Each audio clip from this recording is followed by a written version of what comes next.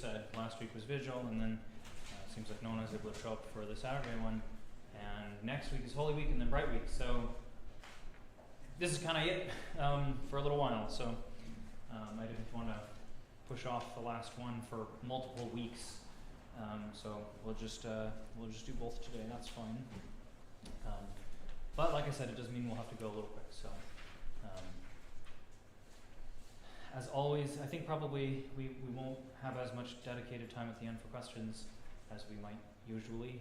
So feel free, as you have them, to ask them, and we'll try and go what we can. And I'll try my best to keep us moving. All right. This first one, week 9, ethics, moral science, and politics. This is a huge catch-all. I hope, as you've maybe felt with many of these weeks, these are often deep and complex topics that could take quite a while to go through. I could probably do a class on each one of these weeks entirely. And I'm trying to smush them into one lesson. So there's obviously going to be a lot here that I can't really cover, but I hope that this at least kind of gives you a general-ish template for how to think about these things. This is often one that there's a lot of questions for, so again, feel free to ask as they come up. So it is important when we start to think about this that we start with Genesis, because that's where things start. And this actually gives us a good view of how God interacts with man. So, of course, Genesis tells the story of Adam and Eve and their fall, and along with them, all of creation. Thus, the world we live in now is broken and imperfect. As you, I'm sure, all know from your own lives, decisions are rarely black and white, and there's often confusion, disagreement, etc. And of course, always lots of suffering in this world. To help us navigate this broken and fallen world, God gave us a whole lot of help. Before he sent his Son, there was the law. When that failed, he sent his Son, and his Son established a church which is with us today. This church, of course, is guided by the Holy Spirit, and Christ is our high priest. So the church then, as I've preached about many times, is the congregation that we find our salvation within. This is not an individual task. Although we each have our own individual effort to put in, our salvation is not entirely our own. It is the goal of a community to go together towards Christ, not as individuals over there doing their own thing. That means we all have jobs to play. Some are better suited to some things than others. But no matter what, this world needs our love and care. And though we may each have different roles in doing that, love and care, all of us have to do something. Humans, plants, animals, the planet itself. We are made in God's image and likeness. God is love. Therefore, we need to have a godly love for all things, and not conditional on anything. God doesn't love us on the condition that we insert something. It is unconditional. No matter what we do, he will love us. So what this leads to inevitably is something, the technical term, one of the only that I will use, I promise, is called situation ethics. Imagine this is probably an unfamiliar term for most. But I think the name is fairly self-evident. The meaning is that there is not one single standard that is always to be applied. The world is messy, and therefore something may be considered generally acceptable in one situation and utterly unacceptable in another situation. What may be the best for one person may be quite bad for another. Ultimately, though, God desires not the death of a sinner, but that he should turn and live, always, When we think of the story of the woman about to be stoned for committing adultery, how does that end? Yeah? Jesus intervenes, right? Tells him, "Ye who are without sin can cast the first stone." And no one casts a stone. And yet the law is pretty clear about adultery. But Jesus reacts to the individual in front of him and to their needs. The other important thing to remember in all of this is that we hold ourselves to a very high standard. Everyone you see here keeps themselves, at least hopefully, to a very high standard and expects something at least vaguely similar of those around them. But outside is a wildly different story. We understand what is required of us, and we understand that the people out there don't have the framework. I started out by saying that salvation is something we do as a community. How can we expect the things we do together to be done by those out there individually?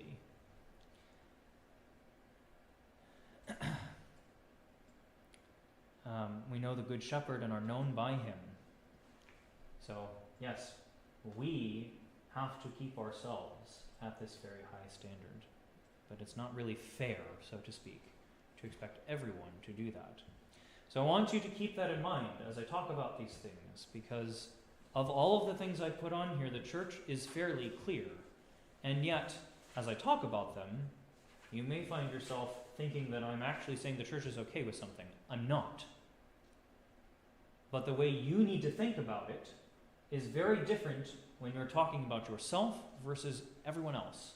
And the way you treat people struggling with this when it's yourself versus other people is going to be very different. Right? Does that make sense?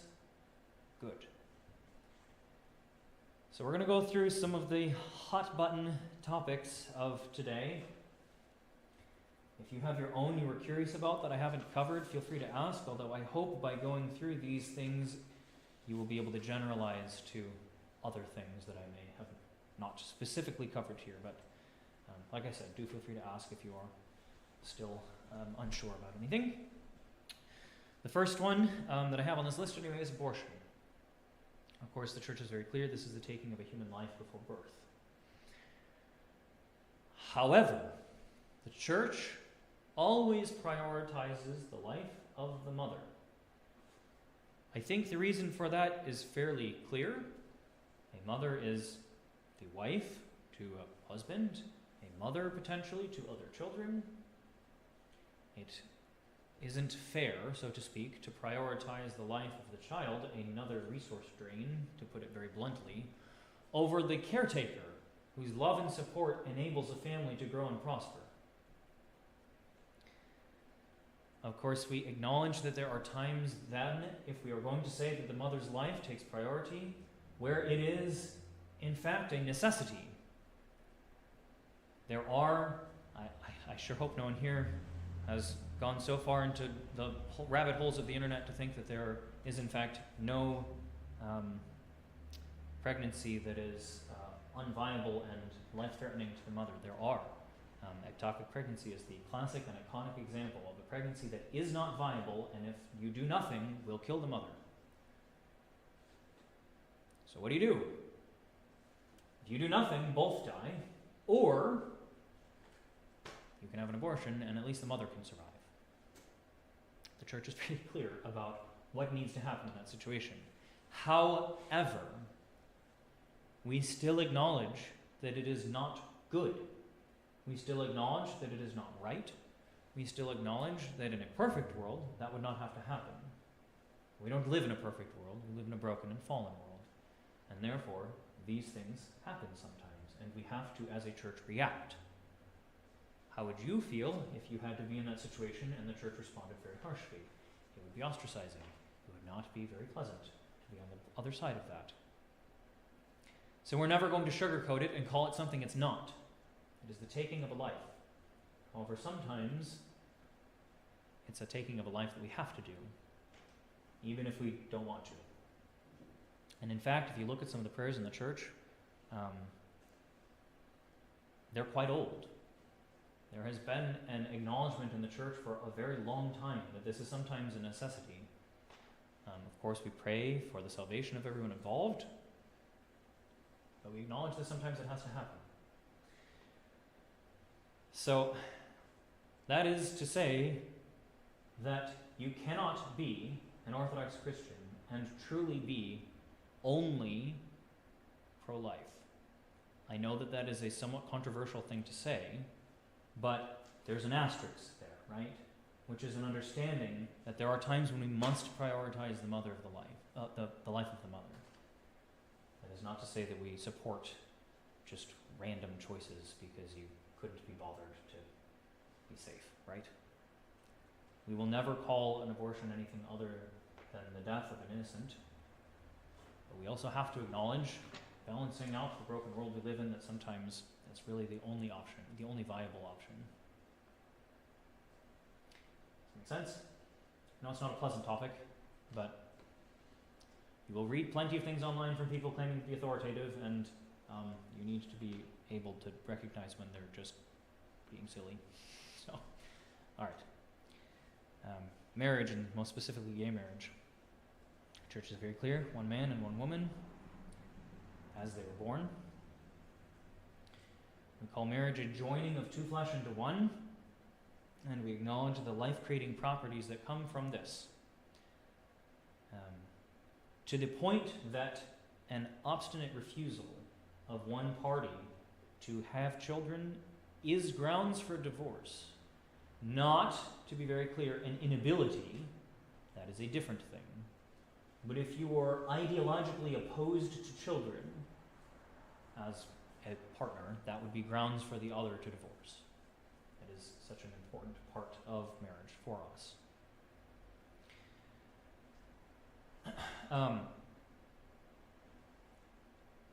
Of course, the larger issue today, going beyond just gay marriage and into marriage in general, is sex outside of marriage, which is extraordinarily common.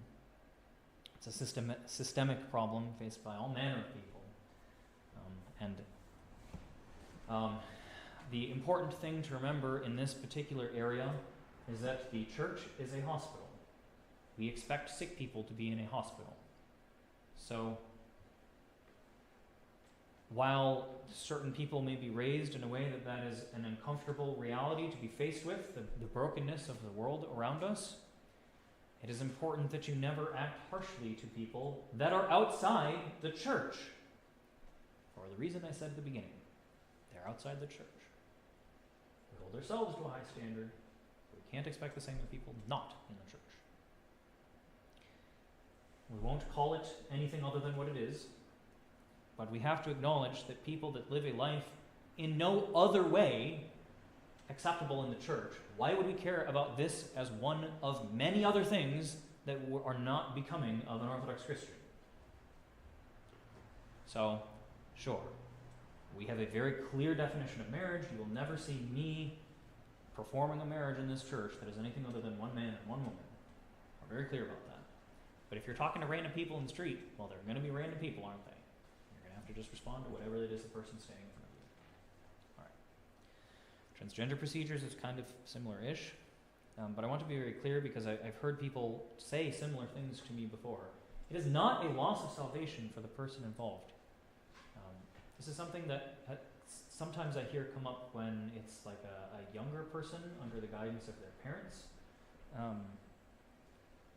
Our physical bodies are very important. Don't get me wrong. But they are subject to decay. None of us will enter the kingdom as we were born, right?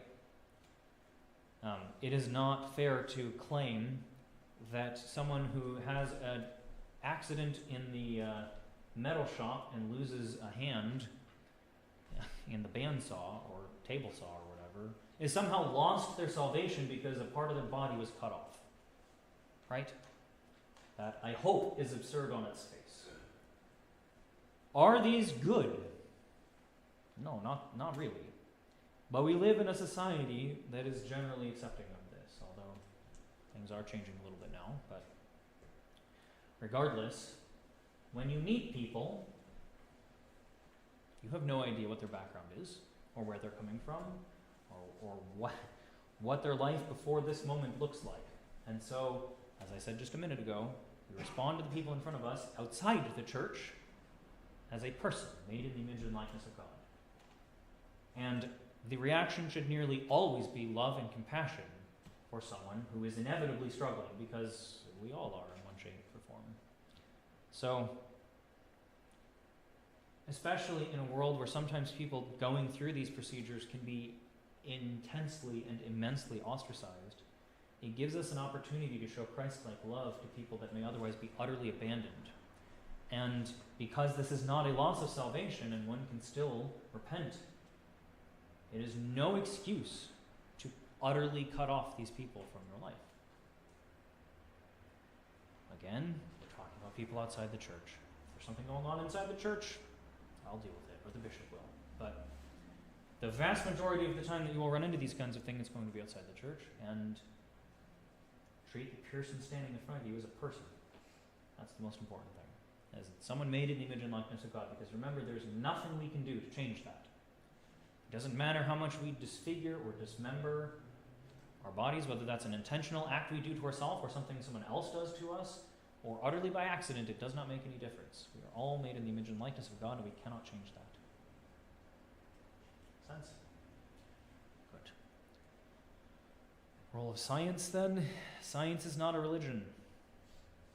Science and religion are, in fact, two very different things. Science is the understanding of the world God created. Religion is the understanding of the one who created it. These are not opposed. There have been many great saints who were very, very well-educated doctors. I like to give the example of St. Luke the surgeon. I don't think we have an icon of him around, but go look him up if you want. Soviet surgeon, very famous. He invented a procedure that is still used to this day in some forms of brain surgery, I think. And he was a bishop at the time. He was pressed into service as a bishop to do surgery in the Soviet Union. They didn't really care that he was a hierarch. And he refused to operate unless there was an icon of the Theotokos in the operating room, which they also did not like at all, but they needed him, so they did it anyway. I have known people, clergy, that have worked in research labs. That's just how it is. These things are not opposed. They should go very well together. And in fact, I would hope that a drive to better understand the world around you would cause one to feel a drive to understand God, the one who created all of those things. So, it is, you do not need to be opposed to science, whatever that may mean, or any particular branch of it. It is an entirely different thing from religion. We have doctors here in our community, in this parish, and it is a very normal thing as well. So, just please understand that it is not religion. That doesn't mean that there aren't people that can make religion out of all sorts of things, and there certainly are people that make science into its own religion. But that is a different thing. A intense curiosity and study of the world is not in and of itself a religion, and does not in and of itself contradict or otherwise oppose Christianity. Good. All right, family planning.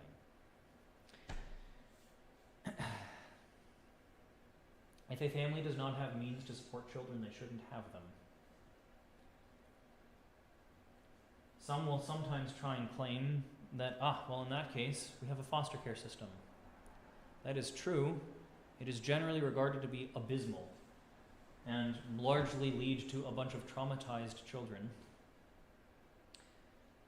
It is really not a good alternative for raising a child in your own home.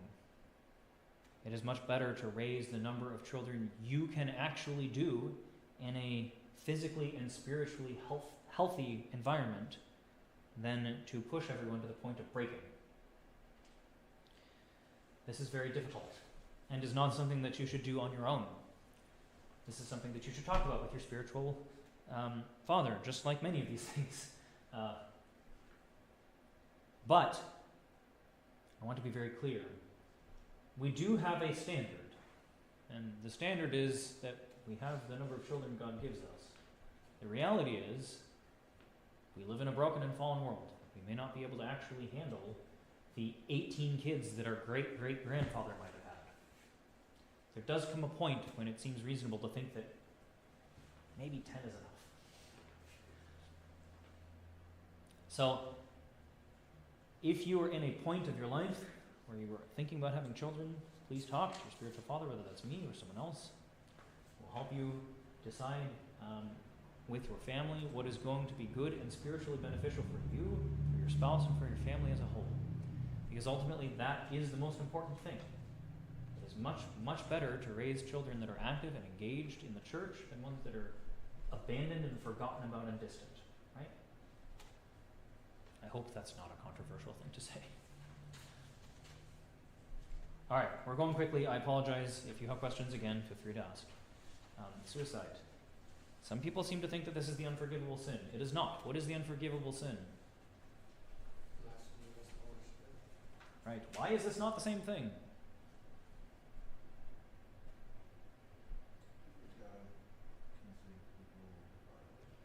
Why do most people take their own life, statistically? Right. Not because they hate God,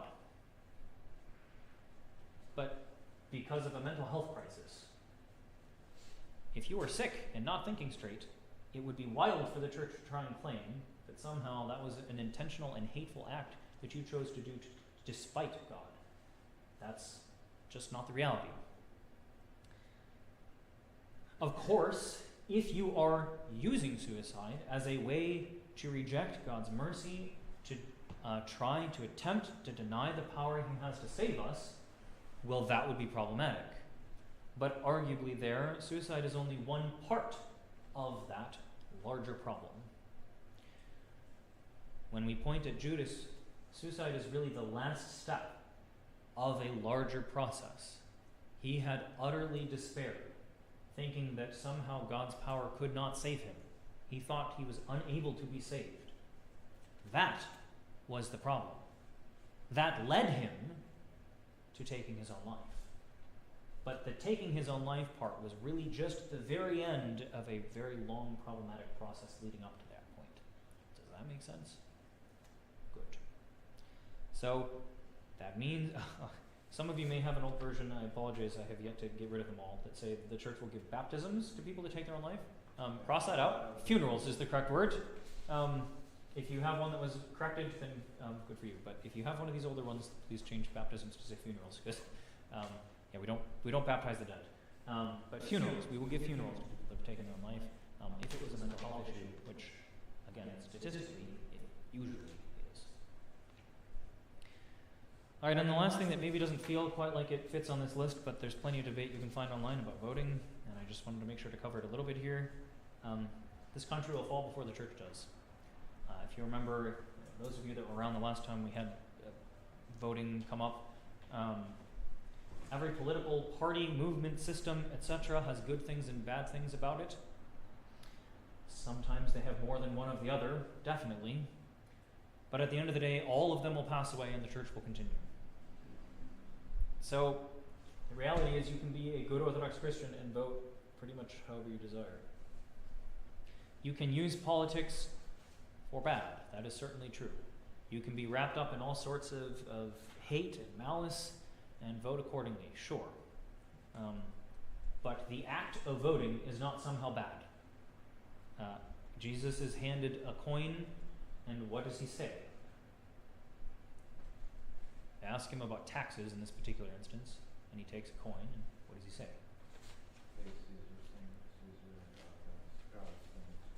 Yep.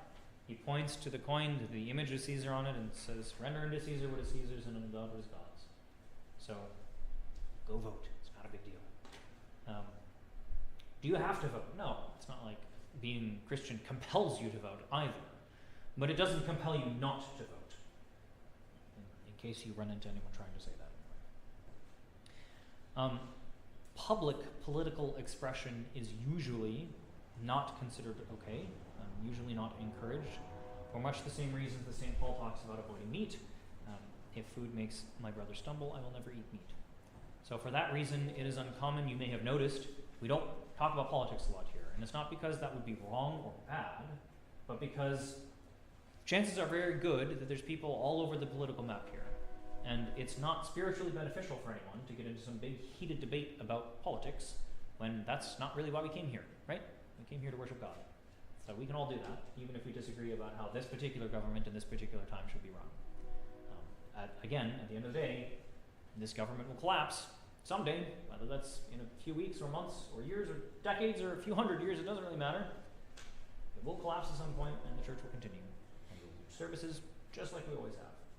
So, you can definitely engage in politics on your own time. You can definitely vote if you want or not. I don't really care. The church doesn't care either. But please don't try and use Christianity as a means of saying that you are not allowed to vote or something like that. That's just silly. Does that make sense? Are there any other hot button topics that I haven't covered that you are interested in that aren't immediately obvious how to apply to things we've already talked about? I'm happy to, yes. What is the Orthodox opinion on creation and that? I know that they like young Earth creationism. Exactly. Yeah. St. John Chrysostom has a series of homilies where he kind of rips into people trying to take Genesis literally. It says, just to quote very briefly, he says that, well, I paraphrase more so. He says in Genesis, it says that God walks with Adam and Eve. He hasn't been incarnate yet, so on what legs does he walk? How does he walk with them? Genesis says he walks with them, but he hasn't been incarnate yet, so he has no physical body. So how does he walk with them?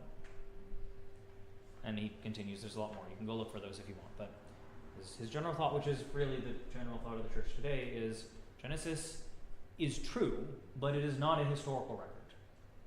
It is accurate, but it is not describing moment for moment how history happened. It is not a history textbook. It is describing accurately that God made all things, that God was with Adam and Eve, certainly, in the Garden of Eden. But it is not a history textbook. We do not try and read. Elsewhere in Psalms, what does it describe one day for the Lord being? Yeah. So what does that mean for the days of creation? Yeah. So, and you can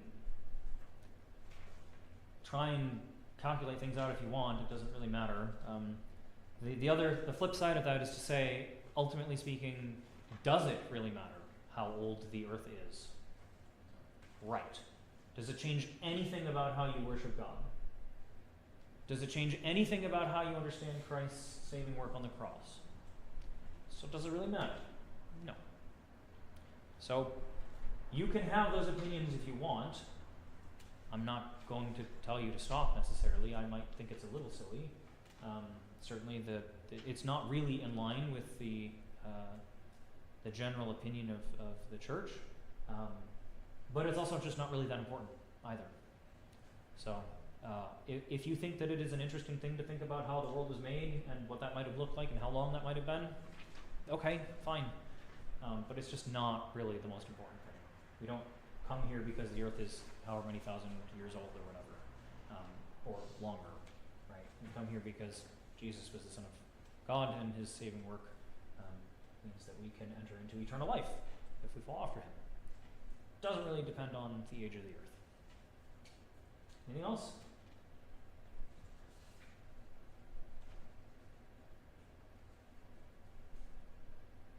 All right. Just to finish up here, if you read the Lives of Saints, you will find that the thing they do continually is respond to whomever God puts in their life with love and compassion. And unfortunately, for all of us, that is the same thing we are expected to do. No matter how much the person annoys us, makes us feel uncomfortable, threatens us, physically harms us, we are called to respond in love. Of course, we should do our best not to actively support and further evil in this world, and to give to all who ask freely, without any care as to what they're going to do with that help that we give them. We have to, this might be a little bold of me, but I honestly feel that a lot of this comes from an American Puritanism, an American Christianity. Set that aside. That has no place in Orthodoxy. we treat everyone, no matter who they are, as someone made in the image and likeness of God, someone in need of our love and compassion and support, no matter their history, no matter their past, no matter how much they are clinging to things that we abhor and would never engage with ourselves personally. But nevertheless, these people need our love and support. And so, again, the repeated example of the saints that we are all called to follow, because it is ultimately the example Christ gave for us, is that we love everyone. No matter how much they try and push us away, or the church away, or anyone else, we love and support the people in front of us that God puts into our life because they're made in the image and likeness of God. Full stop. All right. Then we're going to move on, because we have to go a little quickly, to week 10. So this is kind of going to feel a little bit similar in some of the themes, but the main focus here is on how we should approach other Christian denominations, which is sometimes given the word, so you may see people online talking about ecumenism. To be very clear, what most people mean when they use the word ecumenism is specifically trying to claim that all Christian branches are effectively the same and equally salvific. You've probably picked up by now that is not the teaching of the Orthodox Church. However, it is important to understand that we know very much, the Orthodox Church is very clear, we know that this is the church, but we don't really know out there. God can and does work in this church, but also out there. So we know that this is a good path for our salvation. We know that if we do the things the church asks to well and faithfully, we know where we'll end up. But out there, who knows? Certainly there are those that do achieve their own salvation out there. It would be wild to try and claim otherwise. Here's a little quote from Mark. Now John answered him, saying, Teacher, we saw someone who does not follow us casting out demons in thy name, and we forbade him because he does not follow us. But Jesus said, Do not forbid him, for no one who works a miracle in my name can soon afterward speak evil of me, for he who is not against us is on our side. That is really the backdrop for how we approach other denominations. It is not that we are going to claim that we are all equal, that their sacraments are valid. We definitely leave the door open, though, to say that God can work through their sacraments, that God can do good in their churches, and we wouldn't, as we say in one of our Procumena, our God does whatsoever he pleases, or in another, who is so great a God as our God, thou art a God who doth wonders.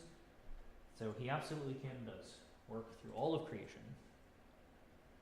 Several Orthodox writers have said that we will find both Orthodox and non-Orthodox alike in heaven.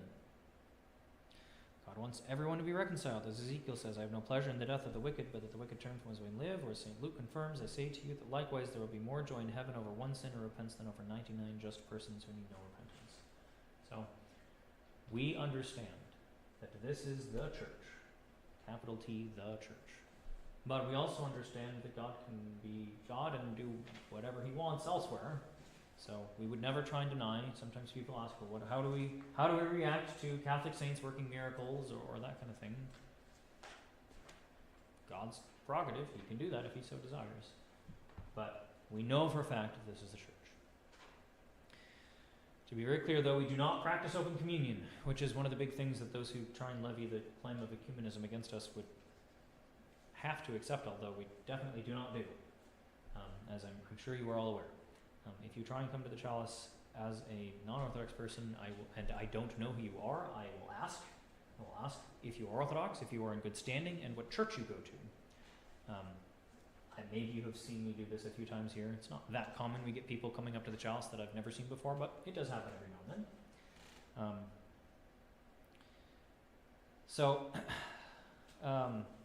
And to be very clear, going the other way, if an Orthodox Christian receives communion elsewhere, then they are excommunicating themselves from here and joining that communion, whatever that may be. So, despite that, some people hear that and think that that means that somehow we have no respect at all for other Christian groups. that is not the case. We do show basic respect to everyone, as we just talked about in the previous week. I hope that's been engraved in you now. But what do we see in the testament of the early church pertaining to those receiving communion? What happens when those in the early church receive who are unworthy? They get sick, or even in some cases die. So we're very careful about who we give communion to. And to be very clear, we don't practice open communion, meaning we don't ever give communion to those that are not Orthodox. We don't even necessarily give communion to everyone who is Orthodox. You may have heard me before liturgy, if you were able to come to that service, tell people, if you haven't done your pre-communion prayers, if you haven't been to confession recently, don't approach the chalice. You must do these things even as an Orthodox Christian. So it is safe to assume that at any given Orthodox church, some percentage of even fully baptized and members of the parish, voting members, whatever, are not going to the chalice because they are not prepared. So if we wouldn't give communion to Orthodox people who aren't prepared, we definitely won't give it to non-Orthodox people who presumably are even less prepared. Is that clear? I know that sometimes people get very offended by us not giving communion to people, but it really does come from a position of wanting to be careful about who we give it to so we're not harming people, yes. Isn't it also like your salvation to be like affected if you take communion when you're not ready? Yeah, very much so. Yeah. We say in our post-communion prayers, "Burn me not, O my Creator." Yeah. So,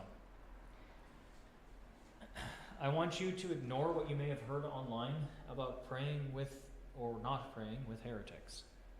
This is something that certain groups of people like to go off on. It is okay to say the Lord's Prayer with someone. This is more aimed, although not necessarily exclusively, but it's more aimed towards liturgical acts of praying together. I am canonically banned from concelebrating with a Lutheran minister, for example. If a Catholic priest from up the street wanted to come serve liturgy here, I would say no. And equally likewise, I would not go down to their church and try and serve there. Even though I believe, at least in the Catholic Church, I would probably be allowed to. From our perspective, that would excommunicate myself, and I would no longer be Orthodox clergy. As long as there's nothing theologically questionable, is really what it comes down to. It is such a normal American practice to ask to pray with other people that it becomes, if you were in Greece or Russia or some other Christian land, Romania, Serbia, where like a high percentage of the population is Orthodox, we could probably be a little more strict about this. But here in America, it will just come off as being standoffish and is more likely to turn people away from Orthodoxy than bring them in. So, yes, if someone's asking you to go lead some prayer service at a non-denominational church, as an Orthodox Christian, don't do that. But if you're over at your parents' house for Thanksgiving and they ask you to say grace with them, fine, say the Lord's Prayer. Right? Not really a big deal. We are in a land, like I said, that's not Orthodox, which means we should try and be, as best we can anyway, ambassadors for our faith, and bear to the joy of Christ and with love, and to be an example worth following. So, being needlessly harsh on those that have no understanding of what Orthodoxy is or why we might be trying to push them away is just going to be confusing and weird to people. So don't do it. Now again, very different from some street corner minister who's going off on something and trying to rope you in or whatever. Right? Okay, maybe that's an okay time to push back a bit, but situation ethics, remember? So it can be okay in some cases and very much not okay in other situations, and it is a little bit up to you to decide. And if you get it wrong as an Orthodox Christian, I'm right over there for confession after most services. So.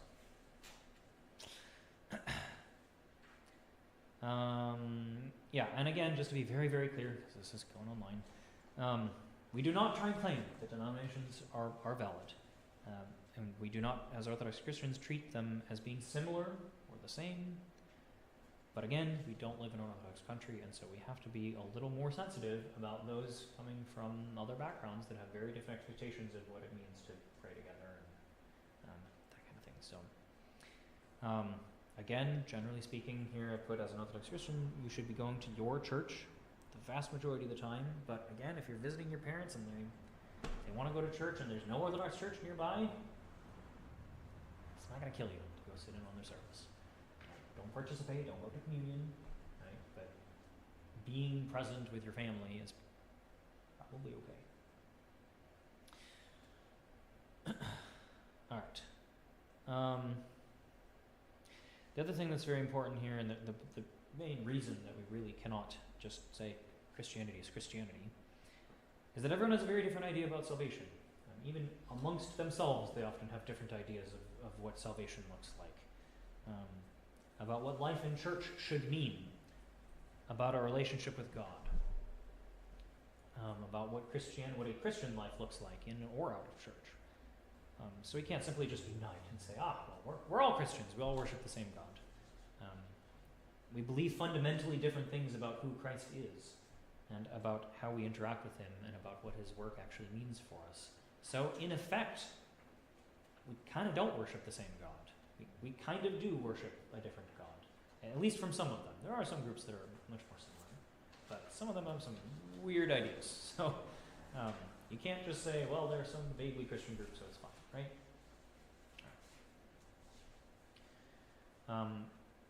We'll talk about this later a lot more, but just to cover it a little bit here, our primary method of salvation is called recapitulation, or sometimes less precisely Christus Victor, which puts Christ as our path to salvation. Through him, Christ is triumphant over death, as we sing in the Gospel Troparion, trampling down death by death. And through him, we can put on Christ in baptism and live holy lives, ultimately ascending with him into heaven. We do not believe that God is angry, nor that we are absolutely required to be in the church for salvation to be possible. So we know that this is a good path. We know that this is one that leads to a good place. So we follow it, even though it may be challenging sometimes. But we also recognize, like I said earlier, that God can and absolutely does work elsewhere sometimes. All right. I guess the last thing here is, as we are called to be examples of this Christ-like life, to be bright shining lamps that draw others to church. There's a quote from St. Seraphim Sarov: "Acquire inner peace, and thousands around you will be saved." So, again, we don't hope that all Christian denominations will eventually be one, but we do hope that all will eventually be in one denomination. We just want to come here. All right. That is more or less everything I have for this class. The last thing then is just to very briefly go over, if you're interested, now having more or less completed this class, to understand the process for becoming Orthodox. You may have gathered that it's not necessarily a quick process. We, in a sense, treat it a little bit like marriage. I would hope that you would not attempt to marry someone that you met a few weeks ago. I'd hope you'd give it at least a few months, maybe even a little longer, to really get to know them and make sure that this is actually the person you want to spend the rest of your life with. Same thing with the church. I'd hope you'd spend some time to actually get to know the church, the way that we expect you to live, and to make sure that this really is where you want to be for the rest of your life. Because we do kind of expect it to be for the rest of your life. Historically, in ancient times, this practice took 3 years. We don't expect it to take 3 years now. People just don't really have the attention span for that. So it's generally shorter. But exactly how short will depend a lot on the person. The kind of vague general norm here, I generally expect you will take the classes I have and then be received in the church. So I kind of expect maybe about a year. Does it have to be that long? No. I've received people in less time. It's not at all uncommon to receive people in much longer time as well.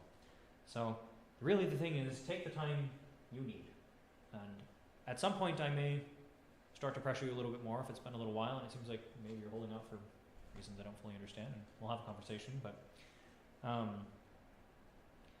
the big important thing for me is that I feel it's very important that you see at least more or less one liturgical cycle, so you know what it is we do, so that you don't become Orthodox and then have a surprising moment in the liturgy or something where you're like, wait, we do that, which hopefully if you've seen at least one full liturgical cycle, that won't happen. So there's generally kind of 3 stages. The first is inquire, which is more or less what everyone here is. There's no particular expectations of prayer or fasting, of attendance of our services, or participation in communal activities. You certainly are welcome to. I will not deny you participating in pretty much any of these that you want. If you want to start a prayer and fasting rule, come talk to me. I can help you get set up with that. If you want to make this your home parish and come here regularly, great. I definitely won't stop you. If you want to participate in our communal things, please do. But as an inquirer, that means you've taken no formal steps. So if you do ultimately decide that you don't want to be here, so be it. No harm, no foul. I will say that if you are starting to think that maybe this is the place you want to be, and that you will want to convert, at some point, once that becomes clear that that is what you want to do, you need to start looking for a sponsor or godparent. That needs to be someone in this community, preferably someone who's been in the community for a little bit, who can kind of help you through the process. Someone that can also answer questions if you have them. Someone that maybe has a similar story to you, or I don't know, whatever it may be, someone that you resonate with a little bit. The reality is, as much as I might hope that I could answer everyone's questions promptly, there's one of me and many more of you, so statistically, and that's just not going to happen. So having another person you can reach out to is a good thing, I promise. The other thing is finding a patron saint. I highly, highly recommend that if your name is already a Christian name, please don't pick another one. Find a saint with that name. There's probably many. You may have been named after, say, the Old Testament figure that with that name. And if you for some reason don't want that, there's probably New Testament saints with that name as well. So read through the lives of some of those people and see if any of them resonate with you. If you really, for some reason, don't want to pick a saint with your name, at least don't pick one of the really weird ones. Don't be Galaction. Don't be Mamas. Don't be, I don't know, what's another good one? Even like Paisios is a new saint that a lot of people very much like. That's a weird name. Are you really going to tell your family, hi, I'm Paisios? What are people going to say, right? So look at your first name. If you have a middle name, try that. Barring that, another way people sometimes search is by looking at like important days in their life, especially their birth. So who's commemorated on your birthday? Might be a place to check. I will strongly encourage you to find a saint with your name. But if you really can't, then there are a few other options for you as I've just given them. And then of course the last thing to do is to talk to me. It's good for me to get to know you a little bit better. Some of you I've talked to a little bit, but I will say I don't really know most of your life stories that well, which is okay. I don't need to, but also just to schedule a time to make you a catechumen. That is an official thing. Speaking of, the next step is to become a catechumen. There are formal prayers to make you catechumen. They're done at the door. The last one was done a little bit ago, but you may have seen that if you came to liturgy early enough on those days. It is expected as a catechumen that you do have at least a basic prayer and fasting rule. You are expected to be attending here as your primary place of worship. Again, like we said earlier, your family may ask you to go elsewhere sometimes or whatever, fine, we're in America, but this should be the place you go most of the time. And you are expected to be participating in activities, and as you may have heard me say a few times, catechumens, you're required to go to this thing. I would expect you go to those things then. It is part of the life of catechumens that you are in, and that's not just this parish. Every parish you go to, catechumens are expected to be involved.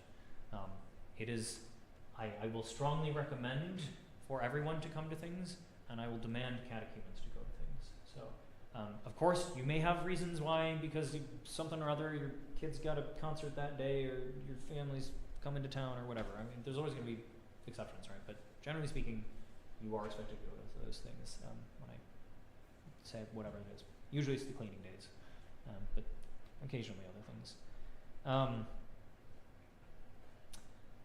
You should be deepening whatever relationship you have with your sponsors or godparents. Like, go have lunch with them at some point, or dinner or something like that. Actually get to know them. They should be someone you are comfortable talking to. So if you're not, change that. Or find someone else in the community. But they really should be someone that you are friendly with, on good terms with, that you talk to regularly. And then, of course, just preparing for the next step. If you haven't already found a patron saint, then you really have to now, as a catechumen. And you'll have to talk with me to figure out about your particular history, what method of reception is going to be necessary for you. We've talked about some of that before, so you know whether it's chrismation or baptism. And then, of course, just scheduling again. Although now it will have to be your godparents or sponsors will have to be there for your reception. So find a time that works for you and them. It'll probably work for me, but definitely for you and them. And then, of course, the last step is being received and becoming Orthodox. Like I said, we'll figure out exactly how to make that happen. But the process is kind of complete, but your journey's in other ways only just begun. There's a lot for you to learn. I hope you would not expect that after maybe a year and a few classes from me that you know everything there is to know. I do think I do a reasonable job at these classes, but I still would never claim to say that I've taught you everything there is to know. So you should be continuing to read things. You should be continuing to strengthen and improve your prayer and fasting rules, and continually striving to better live up to the gospel message. So it really is something that you will continue for the rest of your lives. In a sense, as you move on to the next step, you are simply adding a new title to the list of previous titles. You don't really ever stop being an inquirer, nor do you stop being a catechumen just because you've been received. So all of the things you were doing before, you should continue to do once you were received. As I put at the end, it really is true, you should never stagnate. So if you ever do find yourself at any point in this process or down the line, kind of just doing the same thing you've done for quite a while, come talk to me. There's pretty much always something else that you can do. Push yourself a little bit in this way or that way. So I hope the other thing that's clear in all of this is that this really isn't a journey you're making by yourself. I will help you through it. Your sponsors or godparents should help you as well. So please don't feel like this is something you have to do entirely by yourselves.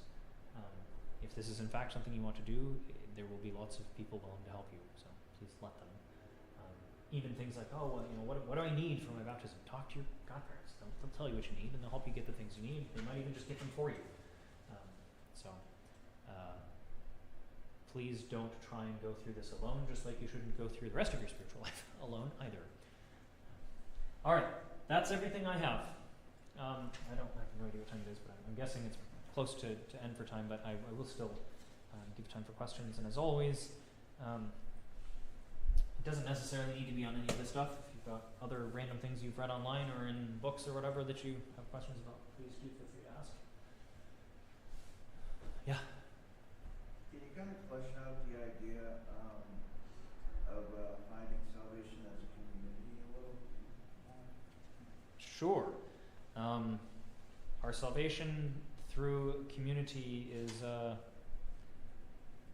very important. When Jesus sends out his disciples, how does he do it? By twos, not alone. Whenever how many are gathered, there the Holy Spirit is. So we do things together. That's just what Jesus told us to do. That's what he modeled for us in his disciples and apostles. And that's what he told us to do, so we continue to do that. To try and claim that we ever would do things on our own just ignores everything that's come before. The Jews did their praying in temples and synagogues, right? They didn't do it on their own. Why would we do it any differently? We are the continuation of that. So also just the simple reality is if you try and start a new habit utterly on your own, what are the chances of success? Some people, maybe. You maybe. I mean, some people certainly do start new habits and manage to keep that up by themselves, but it's often a lot easier if you rope a partner into helping you, right?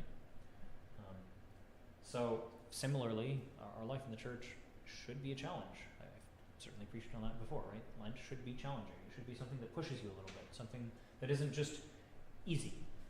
Well, if you're going to be pushing yourself and challenging yourself a little bit, it's helpful to have other people with you, to support you, to be there walking with you as you're going through these challenging times. So it's the reality of human existence. We are creatures of community.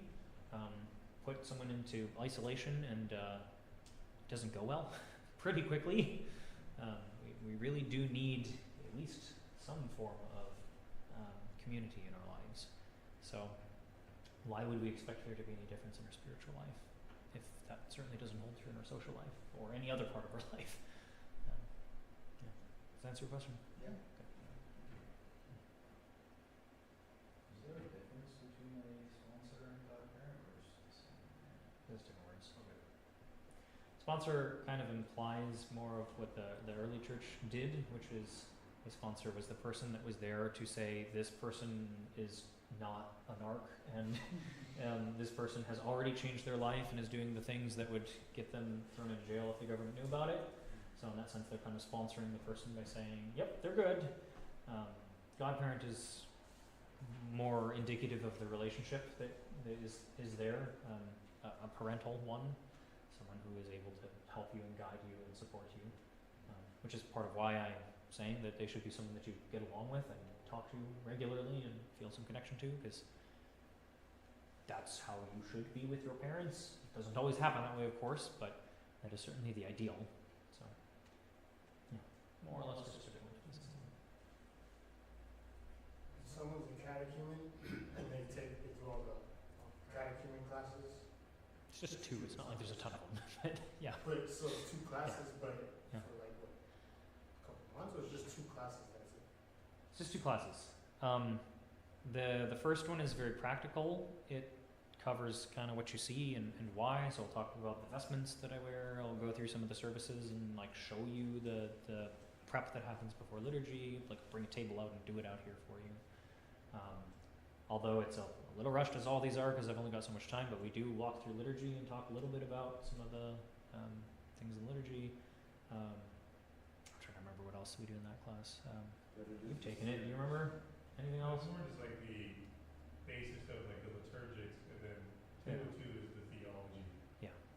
So we've got more of the practical in the first one, the 201, and the 202 is more theological, and we go through the feasts and talk about the Old Testament readings and how they pertain to that feast and some of the broader theological implications of the feasts. Oh, so it's not like as long as this one. In terms of So each... I know it's 2 classes, but is it like weekly, like a week series? Yes. Okay. How Yeah. long is that? It's about the same. They're about 10-week courses, so... So after that, I know you want to push anybody to be baptized and receive them, but like after that. I might push, it depends. Okay. Okay. Yeah, I mean, like I said, it really depends on the person. Everyone comes into the Orthodox Church with a different background. So we've had some people come in that have spent decades studying Orthodoxy and just never came. Well, I mean, I'm still going to ask that they go through the classes so that I at least feel confident in knowing that they know why they're here, but chances are good I'm going to be a little more flexible with them because they've already done a lot of this education, versus we've had other people that have walked in on the street having realized there was an Orthodox church and went, oh sure, I guess I'll go, and oh, you've got classes, great, who's never given any thought to Orthodoxy, knows nothing about it, right? Okay, well, it's probably going to be a little longer then for that person who really needs to fully understand what this even is before I would expect them to want to dedicate the rest of their life to it. So, but again, it just really depends on the person, but kind of vaguely generally put out roughly a year as a reasonable time frame, but it's really going to depend on the person. I think I've said before, she doesn't mind me saying this, my wife was in the orbit of the church more or less at Inquire and then later catechumen for like 6 years. So I'm not going to necessarily say that's good for everyone, definitely not, but sometimes it just depends. So, and you'll hear stories of people that for various reasons are catechumens for a few months, so it just really depends on the person. But no matter what, I will strongly suggest and / demand that you take the classes at some point, even if things may be a little out of order, but just so I feel confident knowing that you at least are have a reasonable foundation to stand on. So. Yeah, and then practically, this class meets on Tuesdays, that one usually meets on Fridays, and I just alternate which one I'm doing. So this time around it's 202, next time it'll be 201. And then they're not in any, it's not like you have to take, I know I numbered them just so it's easy to reference them, but it doesn't really matter which one you take first or the other two. They're different things. So.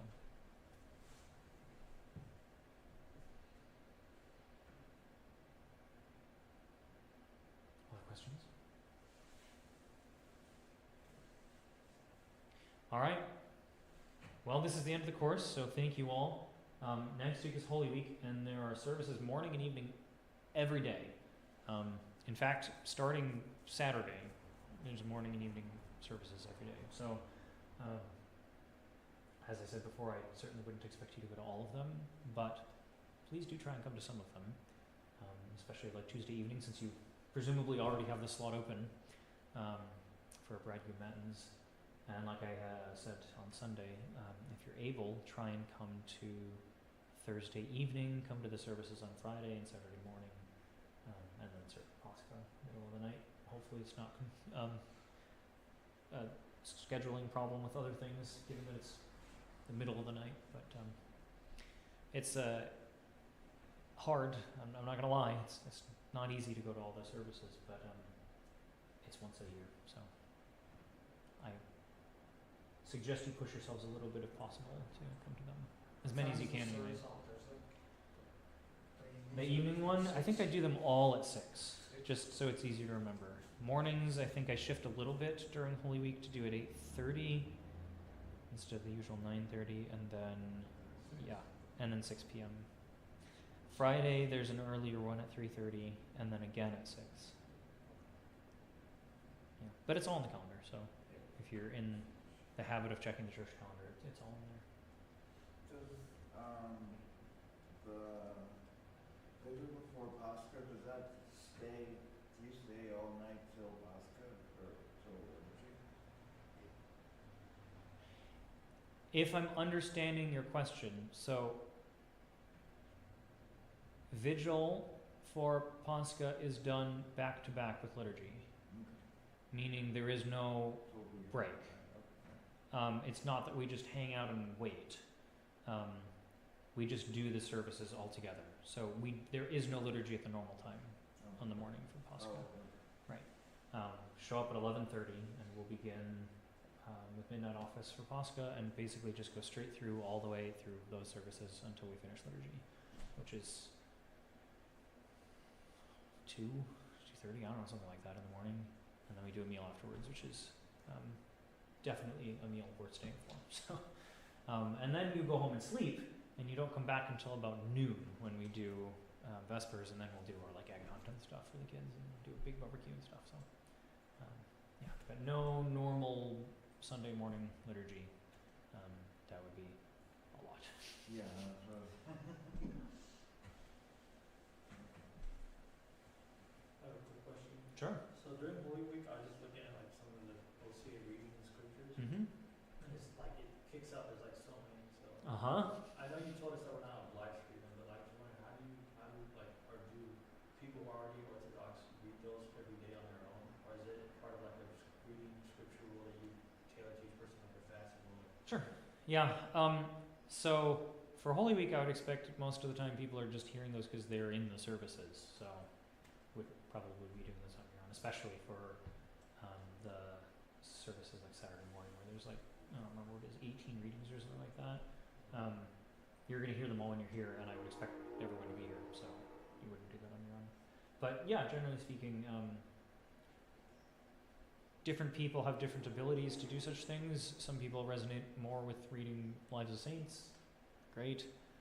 But certainly, if you were able, it is a very good thing to be reading those every day. That's part of why the OCA website has them available for you. So if you are able, it's a wonderful practice to read them. yes, you can certainly talk to me and I can help you determine what would be doable for you. The thing to remember, part of why it is often recommended to work things out with your priest is because, or spiritual father, whomever that may be, is that it's very easy to think, oh yeah, I can do that thing, and then you get sick, or a significant other gets sick, or you have you're a student and you've got some giant exam, or I don't know, whatever it may be, stressful things at work, and suddenly what was doable becomes very not doable. And so part of working with another person is to kind of help figure out what will be consistently attainable for you and not lead to burnout, which is very bad.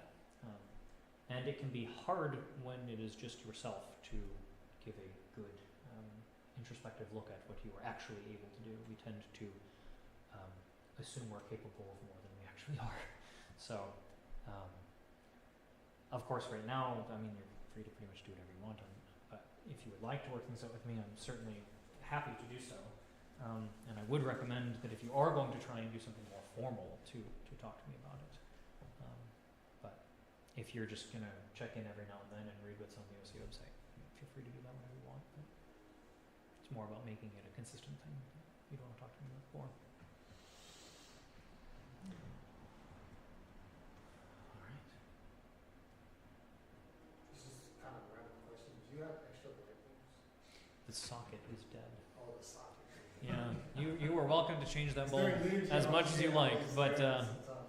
yeah, I've been told that it is not the bulb. They just leave one in there so that people think it's just temporarily gone out. Yeah, This is happy. it's a more extensive fix. Because I was thinking about Palm Sunday, getting cleaned up. Yeah, Fix that. Yeah, okay, It's so not- you got a problem with the one night put out. a little battery-powered remote-controlled light for just that one salon. We'll get a paper printed out just so it looks like it's on. Right. Wonderful. All right. Well, as always, if you have further questions, please ask me after services or in an email or text or whatever. You should have my number in the syllabus, so feel free to reach out to me however you prefer to do that. And I can't guarantee that I will immediately get back to you, but I will try and get back to you as quick as I can. If you want to meet at some point to talk about life things, prayer, fasting rules, etc., again, I live next door. It's very easy for me to find a time. Before and after services are often good times, but I'll work with you if you've got work schedules that vary or whatever. So let me know and we'll find out whatever works and make it happen. So don't be a stranger. When do you open? Cause I literally live like around the block. When do I open? Or like when are you here? Um, Like if I got off of work one day or I just wanted to stop by. So I put all the daily services in the calendar too. I usually show up about half an hour early. So, but if I know someone's coming, I can show up earlier if they want to do confession or something, or if you want to chat for a little bit. But yeah, usually I'm here about half an hour before services, getting things lit and books set up or whatever else. So, yeah. All right. Well, thank you all. Thank you, Father. Yeah. Glad we made it. Little rush, but it was.